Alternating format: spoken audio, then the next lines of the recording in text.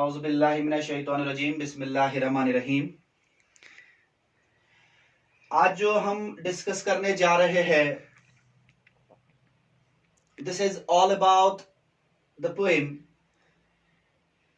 which we had already completed. That's the Punishment in Kindergarten, written by Kamla Das. Poem को मैंने समझाया था line by line. मे भी कुछ चीजें ऐसी होंगी उसके अंदर कि जिन पे मैंने फोकस ज्यादा नहीं किया होगा। So why I have done that thing or done this thing? Actually, for the study process or for the learning process, we need to understand the two things. One is what's important and what's not important. So during the whole learning process or in the study process, there are two aspects. One is what is important and second is what is not important. But the foremost thing is what's not important, what we need to skip. So for the examination point of view, I tried myself best to deliver or disclose all those things or to complete all those things which might you receive in the examination paper. Today in this lecture, I'm going to discuss about some important rules of the poem section so that you can find out those rules or these rules whenever you will start to read the poem.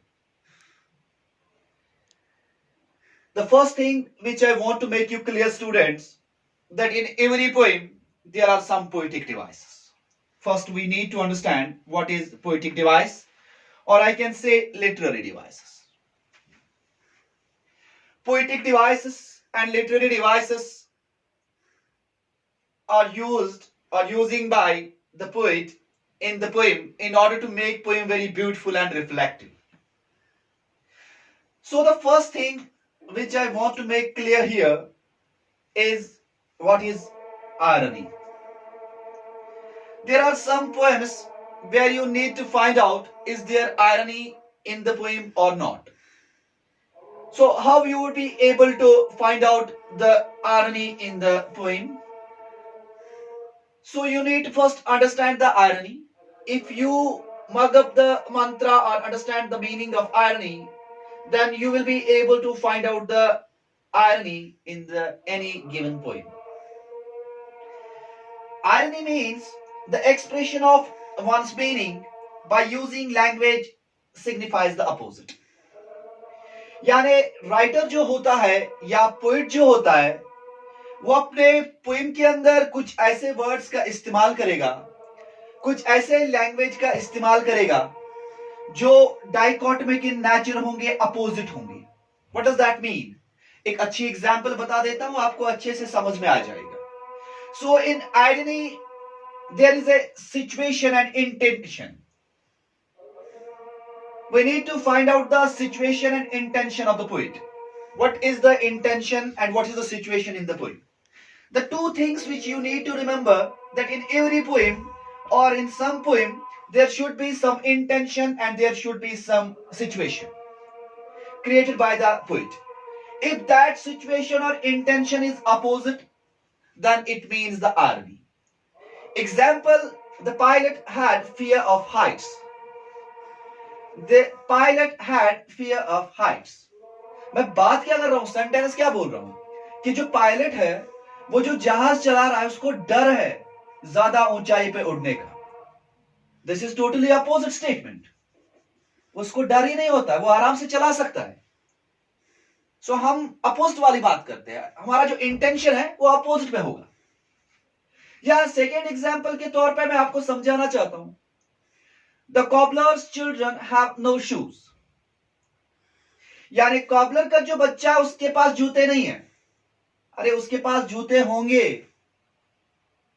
I am trying to make a statement that is opposite. I am trying to create a situation or intention here that is opposite.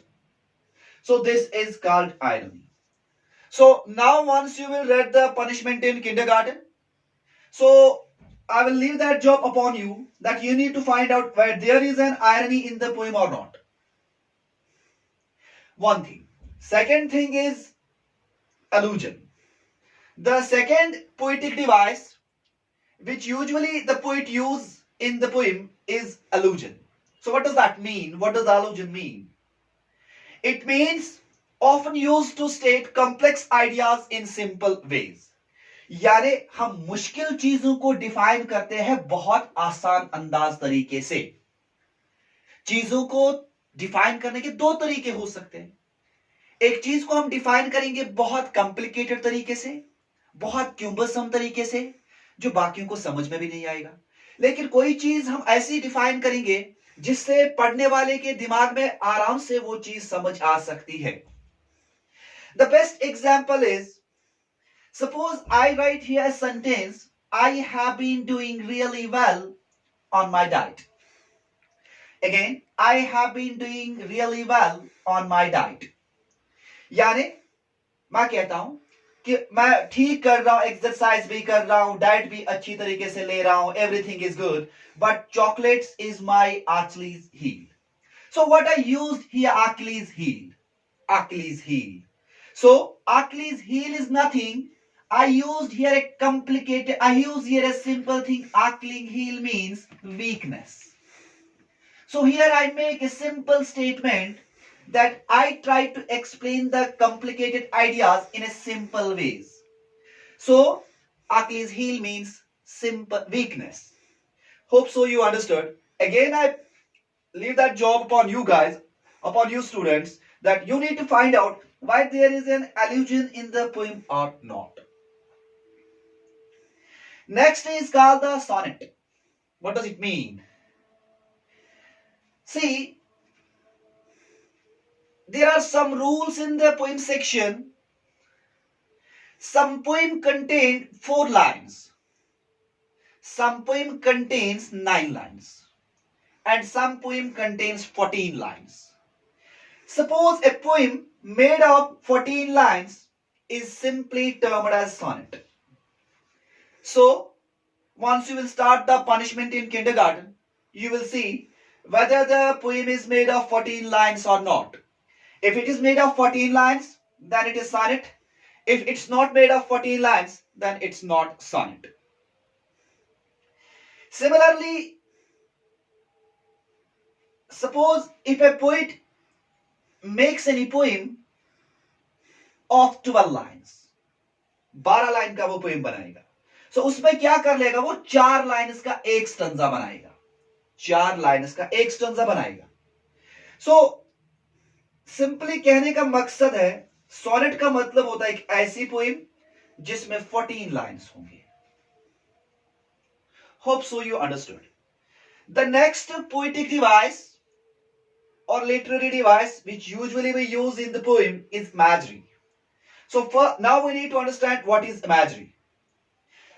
Imagery means the author uses language that helps the reader to better understand what is happening.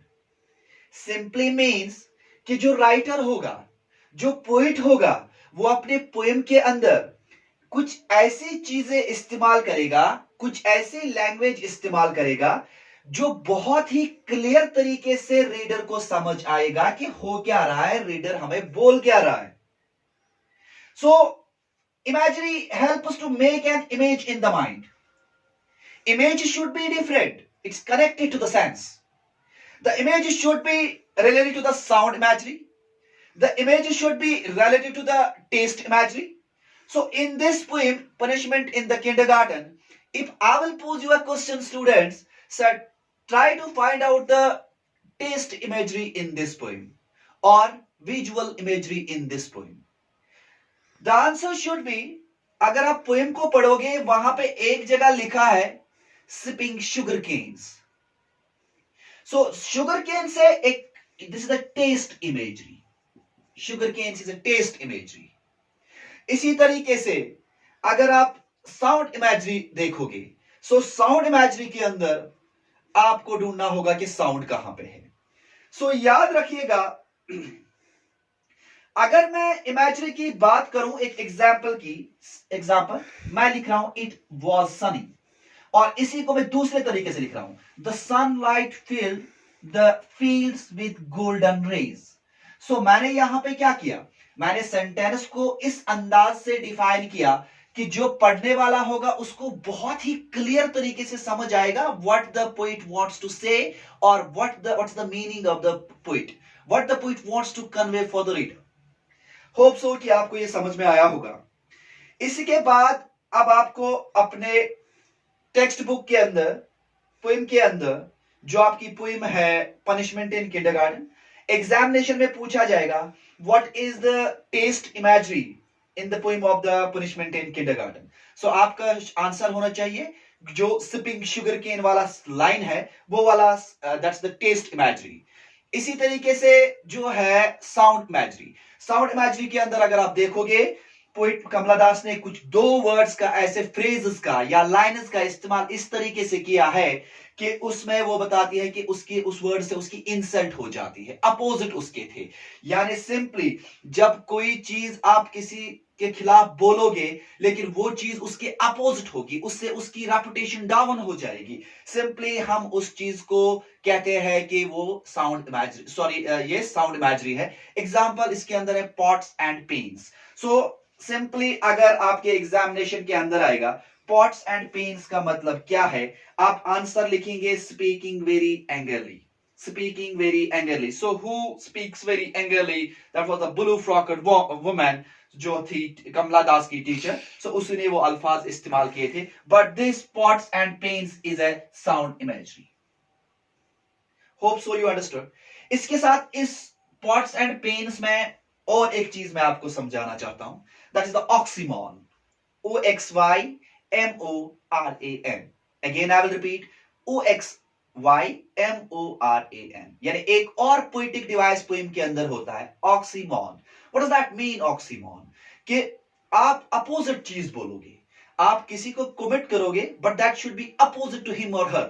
इसी तरीके से teacher ने जो comment किया था दो अल्फाज pots and pans, harsh words towards for home, for Kamala Das, so वो बन जाएगा ऑक्सीमोन।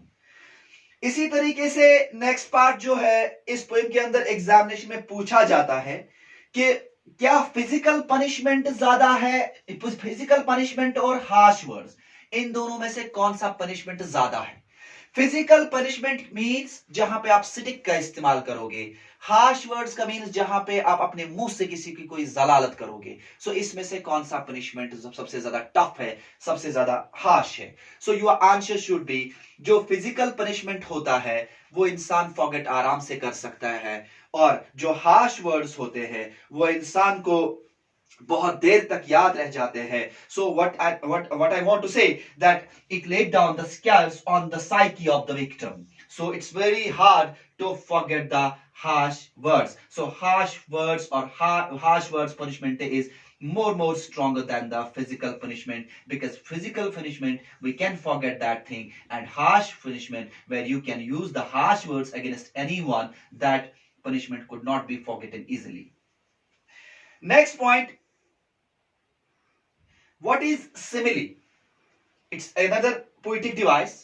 So whenever you try to compare two things with the help of as and like, आप दो चीजों को कंपेयर करोगे as and like से, उसको हम सिंपली नॉर्मल सिमिली कहते हैं।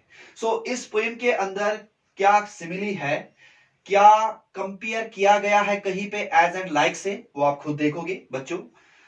उसके बाद इसके अंदर और एक चीज है, that is the metaphor.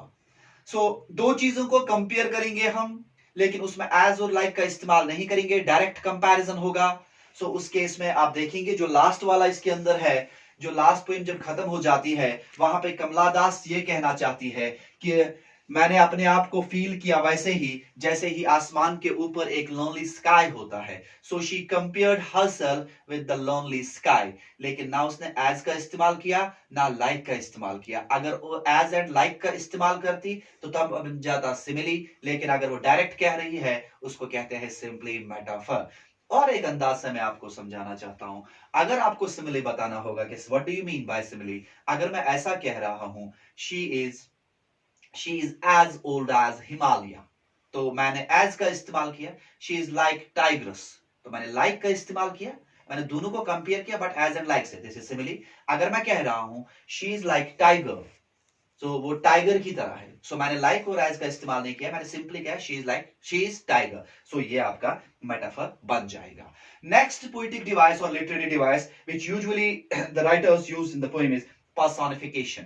So what does the personification mean? So simple. Personification, first you need to understand, means human qualities. Suppose human quality का मतलब होता क्या है? Human quality का मतलब होता है, देखिए, गाना ये सिर्फ इंसान गा सकता है, नाचना ये सिर्फ इंसान नाच सकता है. अब मैं कभी इंसान की ह्यूमन एक्टिविटी यानी ह्यूमन क्वालिटी को कंपेयर कर रहा हूं नॉन ह्यूमन थिंग के साथ. मैं एग्जांपल बताऊंगा. सपोज यहां पे स्टार में लूंगा, तारे. मैं कह रहा हूं स्टार्स आर डांसिंग. क्या स्टार्स हकीकत में कभी डांस कर सकते हैं? नहीं कर सकते. तो मैं करने की क्या कोशिश कर रहा हूं?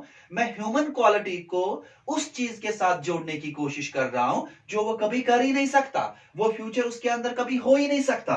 This is called the personification. उसके बाद इसके अंदर क्या है? ब्लू फ्रॉकड. तो इसने ब्लू फ्रॉकड का मतलब है, जो कमला दास की टीचर थी, ब्लू फ्रॉकड वुमन, उसने ब्लू फ्रॉक पहना था, उसके लिए इस्तेमाल किया गया है ब्लू फ्रॉकड. एग्जामिनेशन के अंदर आए व्हाट इज ब्लू फ्रॉकड, आप लिखेंगे कमला दास टीचर. उसके बाद मैंने आपको कहा है सिंपली कि इसके अंदर कुछ चीजें इस्तेमाल की गई. एग्जामिनेशन में ऐसा पूछा जा सकता है, कमला दास ने अपनी अक्सर पोइम किस पे लिखी है? तो answer should be the women and love. उसने अक्सर वुमेन एंड लव पे लिखी है पोइम्स. और एक चीज आ सकता है एग्जामिनेशन के अंदर कि इसके अंदर वर्ड इस्तेमाल किया गया है मफलड, MUFFLED, muffled. What does that mean? It's nothing but the words by the teacher have now become faint. यानी जो अल्फाज टीचर ने हाश अल्फाज इस्तेमाल किए थे कमला दास के लिए, अब कमला दास उन चीजों को भूल चुकी है. She does not need to remember the pain. इसको हम कहते हैं मफलड. होप सो कि आप सबको समझ में आया होगा कि हमने कौन कौन से पोइटिक डिवाइस पढ़े हैं. और एक पोइटिक डिवाइस मैं आपको बताना चाहता हूं. कभी कभार जब हम पोइम पढ़ते हैं, पोइम में जो पहले 4 लाइनें होती है, यानी अगर पोइम पहले स्टंजा में 4 लाइनें होगी, उसके बाद दूसरे स्टंजा के अंदर भी 4 लाइनें होंगी, उसको हम कहते हैं quatrain. QUATRAIN, quatrain, QUATRAIN. So what is quatrain? So quatrain means 4-line stanza is called when there are 4 lines in one stanza. This is called quatrain. So different devices poem के अंदर इस्तेमाल किए जाते हैं. इन सबको समझाने के बाद now your work is, I'm assigning you the job, I'm giving you the job, open the textbook, try to find out कि इनमें से कोई poetic device आपके टेक्स्ट बुक के अंदर है कि नहीं है. और एक बहुत इंपॉर्टेंट क्वेश्चन जो है वो बार बार आपके एक बोर्ड ऑफ एग्जामिनेशन में पूछा जाता है, वो पहली है, today the world is little more my own. Today the world is little more my own.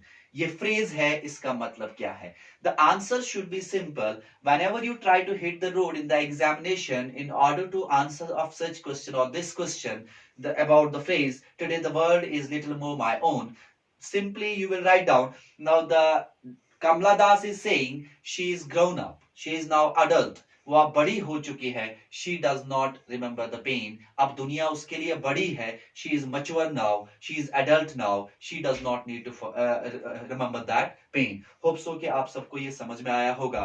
कुछ चीजें ऐसी भी होती है कि जो सारे लेक्चर में कंप्लीट नहीं हो सकते. याद रखिएगा, I try my level best to give the best. So ये था हमारा पोइम सेक्शन जो कमला दास ने लिखी थी, पनिशमेंट इन किंडरगार्टन.